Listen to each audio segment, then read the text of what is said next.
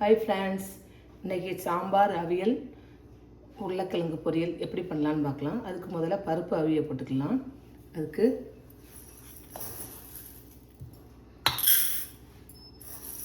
ஒன்றரை டம்ளர் துவரம்பருப்பு,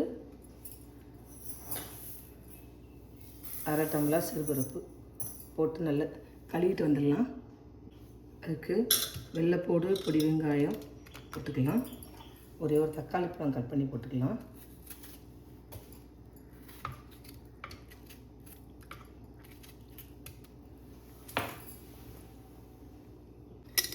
அடுத்தது ஒரு அரை ஸ்பூன் மஞ்சத்தூள் போட்டுக்கலாம்.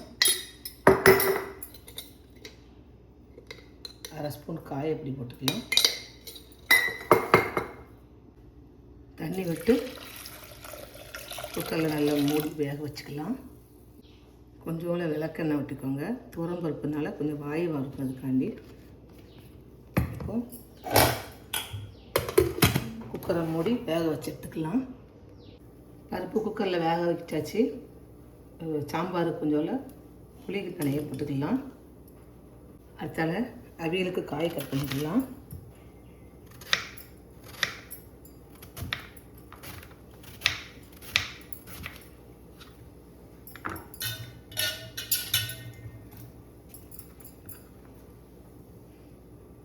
காய்கறி கட் பண்ணி வச்சு அவியலுக்கு சட்டியில் போட்டு வேக வச்சுக்கலாம்.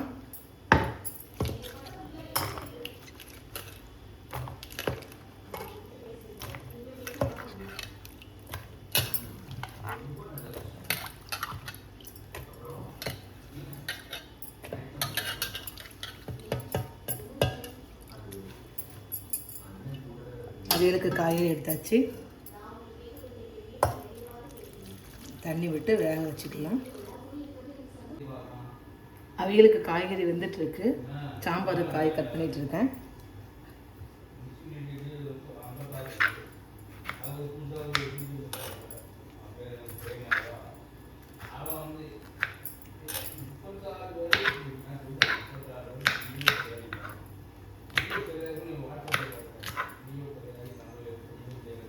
அவியலுக்கு காய் வெந்துட்டுருக்கு. அதுக்கு தேவையான உப்பு போட்டுக்கலாம்.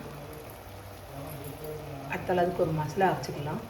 அதுக்கு 3 மிளகாய், ஒரு வெள்ளைப்பூடு, கொஞ்சோண்டு ஜீரகம்,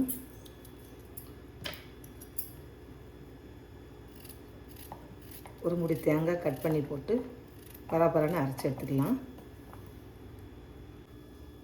அவியலுக்கு மசாலா அரைச்சி எடுத்தாச்சு.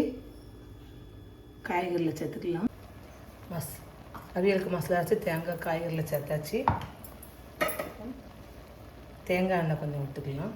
தாளித்து விட மாட்டோம் நாங்கள். நார்மல் சைட்லாம் இப்படி தான் அவியல் வைப்பாங்க. தேங்காய் எண்ணெய் விட்டாச்சு. கருவேப்பிலை உருவி போட்டுக்கலாம்.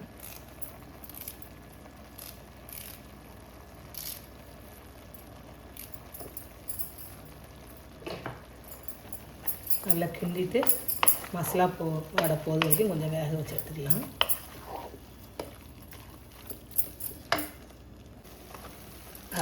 அவியல் ரெடி ஆகிடுச்சு.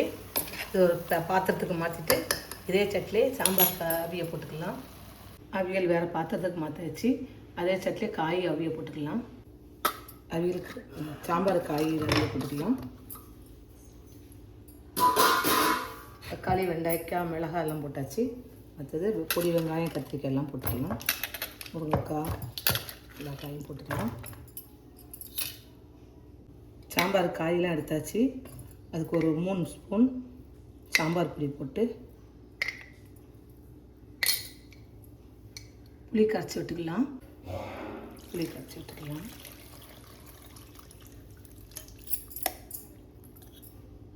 காய் போட்டு சாம்பார் பொடி போட்டு புளி கரைச்சி ஊற்றியாச்சு. தேவையான உப்பு போட்டு வேக வச்சுக்கலாம். சாம்பார் காய் வந்துட்டுருக்கு. அதுக்கெல்லாம் உருளைக்கிழங்கு பொரியலுக்கு வேக வச்ச உருளைக்கிழங்கு பொரிச்சிக்கலாம்.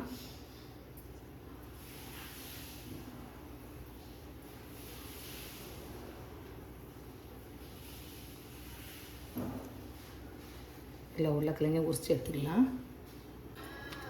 உருளைக்கிழங்கு உரிச்சாச்சு. பண்ணி வச்சுக்கலாம். பிணைஞ்சி வச்சுக்கலாம்.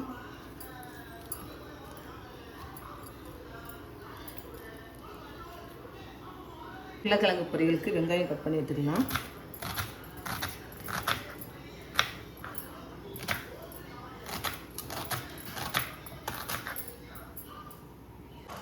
சாம்பாருக்கு காய் வந்துட்டுருக்கு. அவிச்சு வச்சுருக்க பருப்பு அதில் கொட்டிக்கலாம். அவிச்சு வச்சுருக்க பருப்பை கொட்டியாச்சு.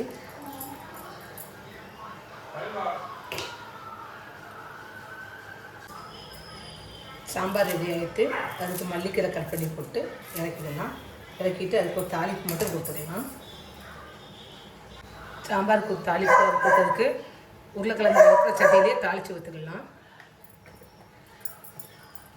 2 ஸ்பூன் எண்ணெய் விட்டாச்சு. சாம்பாருக்கு கடுகு உளுத்தம்பருப்பு வெங்காயம் கருவேப்பிலாம் போட்டு வதக்கியாச்சு. சாம்பாரில் தூக்கி விட்டுக்கலாம்.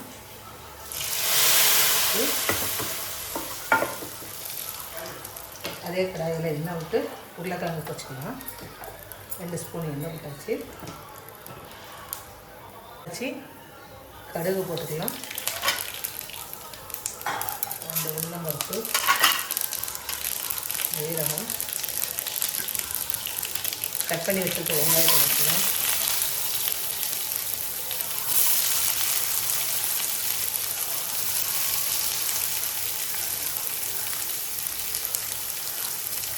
தேவையான கருவேப்பிலை எடுத்துக்கலாம்.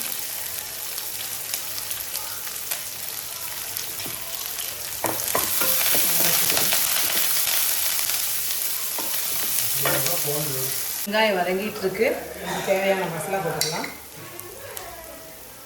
1/4 ஸ்பூன் காய்ப்பொடி,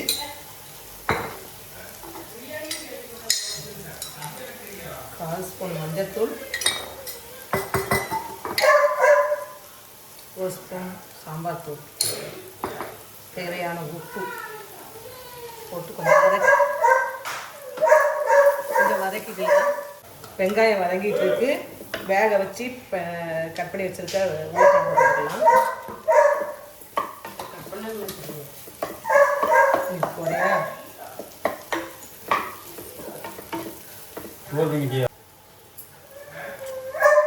உருளைக்கிழங்கு பொரியல் ரெடி ஆகிடுச்சு. கொஞ்சம் கொத்தமல்லி கட் பண்ணி போட்டு உருளைக்கிழங்கு பொரியல் ரெடி ஆகிடுச்சு. ஃப்ரெண்ட்ஸ், நீங்களும் இதேமாதிரி செஞ்சு பார்த்துட்டு எப்படி இருக்குன்னு சொல்லுங்கள். கமெண்ட் பண்ணுங்கள், சப்ஸ்கிரைப் பண்ணுங்கள், லைக் பண்ணுங்கள், ஷேர் பண்ணுங்கள். தேங்க்யூ.